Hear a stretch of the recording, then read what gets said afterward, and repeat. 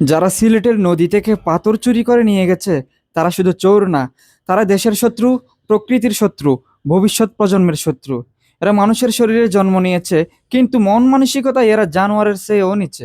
এরা সেই লোভী প্রাণী যারা মায়ের গর্ভে জন্ম নিয়েও এই মাটির মায়ের বুক চিড়ে ফেলতে দ্বিধা করে না। এক মুঠো টাকার জন্য এরা দেশের সৌন্দর্য, গর্ব আর ইতিহাস বিক্রি করে দিয়েছে। নদীর বুক থেকে শত বছরের পুরনো পাথর তুলে নিয়েছে যেন এগুলো তাদের বাপ দাদার সম্পত্তি। তারা ভাবছে নদীতে পড়ে থাকা পাথর তুলে নিয়ে গেলেই তাদের ব্যবসা হবে, পকেট ভরবে। কিন্তু তারা বোঝে না, প্রকৃতির এই গয়না একবার হারালে সেটা ফেরত পেতে শত শত বছর লাগবে, হয়তো কোনোদিনই আর সম্ভবও হবে না। ফিয়াইন, জাদুকাটা, ধলাই, সুরমা এসব নদী শুধু পানি নয়, ইতিহাস আর সৌন্দর্য বয়ে আনে। পাহাড়ের বুক থেকে নেমে আসা স্রোতে শত শত বছর ধরে গড়িয়ে পানির ধাক্কায় মসৃণ হয়ে ওঠা এই পাথরগুলো প্রকৃতির এক একটি শিল্পকর্ম। এগুলো নদীর গয়না, দেশের সাজসজ্জা, পর্যটনের প্রাণ। কিন্তু এই লোভী চোরেরা সেই গয়না কেড়ে নিয়েছে, নদীর বুক ফাঁকা করে দিয়েছে, প্রকৃতিকে ক্ষত বিক্ষত করেছে। একসময় সিলেটের নদীগুলো পাথরের পাহাড়ে ভরা ছিল, পর্যটকরা শুধু সেই সৌন্দর্য দেখতে আসতো, স্থানীয় মানুষের জীবিকা চলতো সেই পর্যটনের মাধ্যমে। কিন্তু আজ সেই দৃশ্য বদলে গেছে। নদীর বুক এখন ফাঁকা, পানি কাদায় ভরা, চারপাশে ধুলো উঠছে, কারণ বছরের পর বছর অবৈধভাবে পাথর তোলা হয়েছে।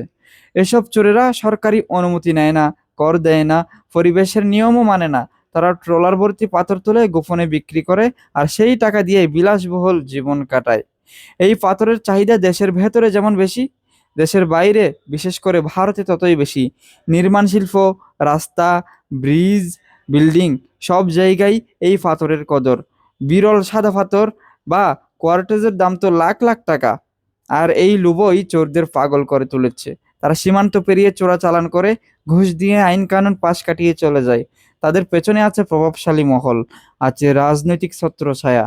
তাই তারা বছরের পর বছর ধরাছোঁয়ার বাইরে থেকে গেছে।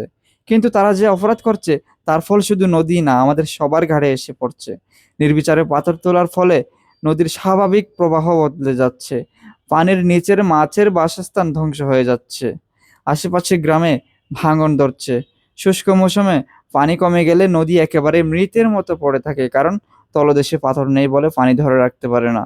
এর প্রভাব পড়ছে কৃষি, মাছ ধরা, এমনকি জলবায়ুতেও। সিলেটের পাথর শুধু টাকা দিয়ে মাপা যায় না, প্রতিটি পাথরের মধ্যে আছে পাহাড়ের গল্প, নদীর স্মৃতি, শত বছরের সময়ের ছাপ। এগুলো দেশের সম্পদ,